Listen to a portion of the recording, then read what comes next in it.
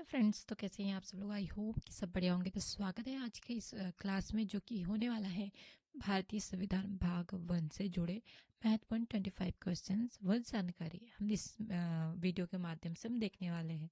तो मैं भी कहना चाहूँगी कि शुरू से लेकर अंत तक ज़रूर बने रहिए, जिस इसमें भाग 1 से रिलेटेड 25 क्वेश्चंस है। ओके, तो चलिए बिना देरी करते हुए स्टार्ट करते हैं। फर्स्ट क्वेश्चन देखते हैं। भारतीय संविधान की प्रस्तावना किससे शुरू होती है? इसका आंसर हो जाएगा हम भारत के लोग हैं। किससे? हम भारत के लोग हैं। और कुछ जानकारी देखते हैं। इससे साफ होता है कि संविधान की शक्ति जनता से आती है। ठीक है। सेकंड इज, भारत में जनता सर्वोच्च है, सरकार नहीं। ठीक है। और थर्ड पॉइंट इज, यह लोकतंत्र की मूल भावना है। ठीक है। नेक्स्ट क्वेश्चन देखते हैं। क्वेश्चन नंबर सेकंड, भारतीय संविधान का जनक किसे कहा जाता है? इसका आंसर हो जाएगा डॉक्टर भीमराव अंबेडकर जी को। ठीक है। कुछ एक्सप्लेन देखते हैं।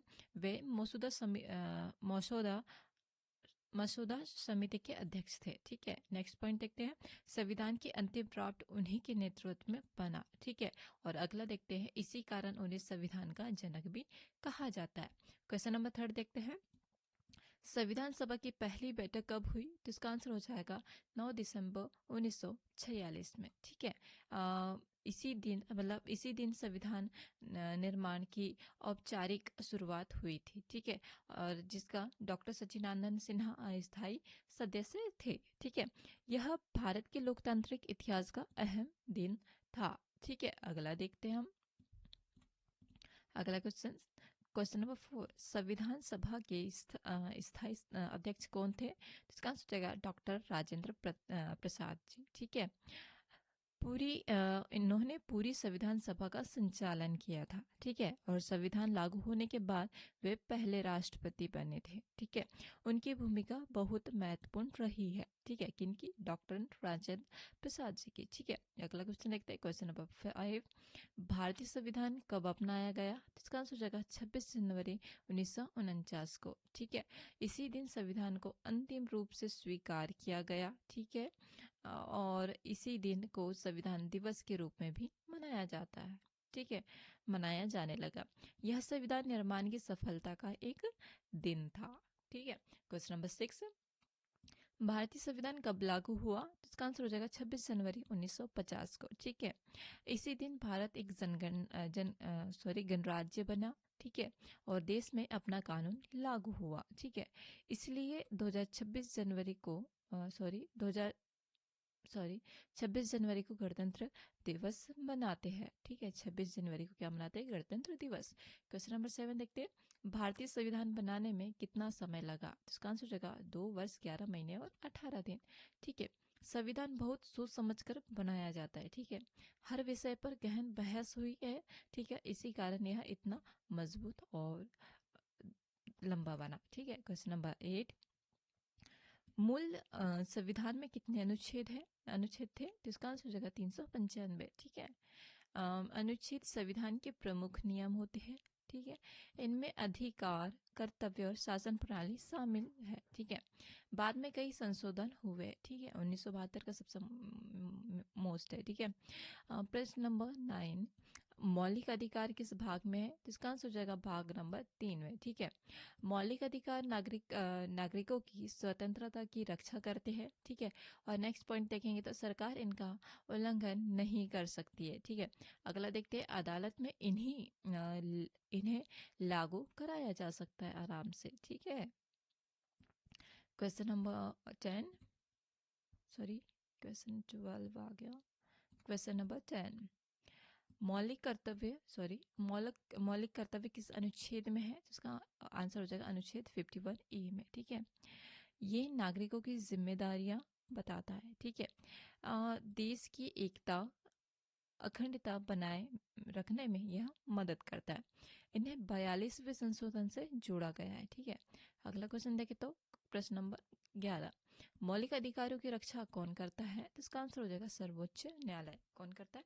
सर्वोच्च न्यायालय। सुप्रीम कोर्ट संविधान का संरक्षण है। ठीक है। यह अधिकारों का उल्लंघन व हस्तक्षेप करता है। ठीक है। इसे न्यायिक समीक्षा भी कहते हैं। क्या कहते हैं? न्यायिक समीक्षा। ठीक है। अगला देखते हैं, संविधान की प्रस्तावना को क्या कहा जाता है? तो संविधान की आत्मा कहा जाता है। ठीक है। प्रस्तावना संविधान का उद्देश्य बताती है। नेक्स्ट पॉइंट इज न्याय, स्वतंत्रता, समानता और बंधुत्वता का वर्णन करती है। ठीक है। यही संविधान की दिशा तय करती है। ठीक है, ये मोस्ट इंपॉर्टेंट है। क्वेश्चन नंबर 13, भारत में शासन प्रणाली कैसी है? तो इसका आंसर हो जाएगा संसदीय प्रणाली है। ठीक है। प्रधानमंत्री वास्तविक कार्यकारी प्रमुख होता है। राष्ट्रपति औपचारिक प्रमुख होता है। यह प्रणाली ब्रिटेन से ली गई है। ठीक है। जैसे कि संसदीय प्रणाली मतलब सारी जिम्मेदारी कौन उठाएगा? प्रधानमंत्री। और औपचारिक रूप में वो रहेंगे कौन? राष्ट्रपति जी। ठीक है। यह प्रणाली कहाँ से ली गई है? तो ब्रिटेन से ली गई है। ठीक है। क्वेश्चन नंबर 14, भारतीय संविधान किस देश से सबसे अधिक प्रभावित है? तो इसका आंसर हो जाएगा ब्रिटेन से। ठीक है। संसदीय प्रणाली और कानून व्यवस्था ब्रिटेन से ली गई है, लेकिन भारत ने कई देशों से विचार लिए हैं और इसलिए संविधान अनोखा है। ठीक है। मतलब जो संविधान बनाया गया है अपना, वो कई देशों से मतलब 2-3 देशों से लिया गया है। ठीक है। जैसे आयरलैंड हो गया, ब्रिटेन हो गया, इन सभी चीज़ों से मतलब सभी देशों से थोड़ा थोड़ा मतलब बहुत ही ज़्यादा लेते हुए इन्होंने एक कानून बनाया जिसे हम क्या कहते हैं? संविधान कहते हैं। ठीक है। क्वेश्चन नंबर 15, संविधान में संशोधन का अधिकार है। अधिकार किसे है? तो ये इसका आंसर हो जाएगा संसद को है। ठीक है। समय के अनुसार बदलाव जरूरी होता है। संसद संशोधन कर सकती है, लेकिन मूल ढांचा नहीं बदला जा सकता। ठीक है। मतलब जो 395 है उसे वो चेंज नहीं कर सकते। क्वेश्चन नंबर 16, आपातकाल का प्रावधान किस भाग में है? तो भाग 18 में। आपातकाल विशेष परिस्थिति में लगाया जाता है। इस दौरान कुछ अधिकार समिति हो सकते हैं। यह देश की सुरक्षा के लिए होता है। क्वेश्चन नंबर 17, भारत को धर्मनिरपेक्ष क्यों कहा जाता है? इसका आंसर हो जाएगा सभी धर्मों को समान अ, मानने के कारण। भारत किसी एक धर्म को नहीं मानता है, ये हर धर्म को मानता है। हर नागरिक को धार्मिक स्वतंत्रता है। यह बात प्रस्तावना में लिखी गई है। ठीक है। जो हम धर्म जात पात करते हैं ना, उसका अधिकार सभी को है भाई, इसलिए थोड़ा ध्यान में रखे। और अभी तो यूजीसी भी निकल गया है, क्या होना है क्या नहीं पता ही नहीं है। तो चलिए, क्वेश्चन नंबर 18, संघीय व्यवस्था का अर्थ क्या है? तो इसका आंसर हो जाएगा केंद्रीय और राज्यों की सरकार। ठीक है। क्वेश्चन नंबर नेक्स्ट देखते हैं, भारत में शक्तियों का बंटवारा है। केंद्र और राज्य दोनों का अधिकार मिले हैं। इससे प्रशासन संतुलित रहता है। ठीक है। जो मतलब हर राज्य को जो शक्तियाँ मिली होती है ना, केंद्र शासित हो या राज्य को, तो उससे क्या होता है कि भाई हाँ तुम इस मतलब जैसे मध्य प्रदेश, अपना मध्य प्रदेश ले लिया, तो आप मध्य प्रदेश का जो सीएम होंगे या फिर गवर्नर हो गए, फिर जैसे कलेक्टर हो गए, इन्हीं के थ्रू सभी मतलब और भी पोस्ट होती है और भी सारे सरकार लोगों की वजह से पूरा संघ अच्छे से बना हुआ रहता है। ठीक है। क्वेश्चन नंबर 19 देखते हैं, राष्ट्रपति का चुनाव कौन करता है? तो इसका आंसर हो जाएगा निर्वाचन मंडल। इसमें सांसद और विधायक शामिल होते हैं। जनता सीधे राष्ट्रपति को नहीं चुनती है। यह संविधान में तय प्रक्रिया है। ठीक है। अगला देखेंगे क्वेश्चन नंबर 20, भारत का सर्वोच्च कानून क्या है? भारतीय संविधान। संविधान से ऊपर कोई कानून नहीं है। सभी कानून संविधान के अनुसार बनते हैं और विरोध होने पर कानून रद्द हो सकता है। क्वेश्चन नंबर 21, मूल कर्तव्यों की संख्या कितनी है? तो इसका आंसर हो जाएगा 11। कितना है? 11। पहले 10 कर्तव्य थे, 86वें संशोधन से एक जोड़ा गया। ये नागरिकों की जिम्मेदारी बताते हैं। ठीक है। अगला देखते हैं, राज्य के नीति निर्देशक तत्व किस भाग में है? तो भाग 4 में। ठीक है। ये सरकार को दिशा दिखाते हैं। अदालत में लागू नहीं कराए जा सकते, लेकिन शासन के लिए जरूरी है। ठीक है। अगला क्वेश्चन देखते हैं, क्वेश्चन नंबर 23, भारत में न्यायपालिका स्वतंत्र क्यों है? तो क्योंकि ये संविधान द्वारा है। न्यायपालिका सरकार से स्वतंत्र है। इससे निष्पक्ष न्याय मिलता है। यह लोकतंत्र की मजबूती बताता है या लोकतंत्र की मजबूती है।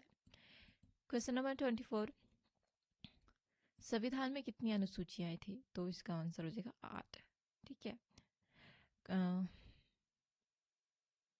8 फिर बढ़कर 12 हो गए, ये भी याद रखिए। अनुसूचियां सहायक जानकारी देती है, बाद में इसकी संख्या बड़ी है। ये संविधान को समझने में मदद करती है। फिलहाल अभी तो हम बोल सकते हैं 12 अनुसूचियां।